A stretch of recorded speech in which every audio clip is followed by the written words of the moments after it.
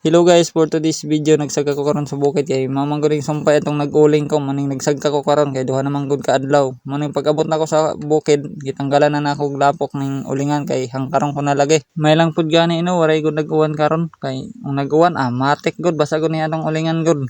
Kaya nagpasalamat gud ko kay duha gud ka adlaw waray gud nag-uwan gud og daghang salamat pud sa nanood aning video. Kung giganahan ka pud sa akong video, pwede ba ko mangayo sa imo bisan heart lang dira kay malipay naman ko. Samot na may nag-comment ata. Matik gud na dayon, wag tanggod dayon atong hago ana kay perting alpuga pud gud aning pagangkat sa uling. Ug aram pud gud nako ang heart lang og mo comment ning video kining mga pobre na nakaagi na inani na trabaho pero kining mga mayaman na waray pakaagi. Sus, digad na labay-labayan na ni nila. Kaya dagan salamat gud sa nag-heart o nag-comment ani samot na sa nag-share gud ug balik ta diri sa paghangkad nako sa uling mo na ni karon nakausa na gud ko kasako ani may lang gani pud nakareserba ko ani kusay na sako ug mao na ni karon puno naman ang sako na kusay matik gud dagang salamat gud sa inyong panonood dira kunta pud dili gud mo masuman sa akong mga video kay bag-uhay pa lang manggod ko aning pagburo vlog bagod kay damo manggod nag-ingon kay pag musikat ka daw kuno magkasuldo ka gud ani mao ning nagburo vlog pud gud ko bahin musikat ko kaya dagang salamat sa inyo yun lang.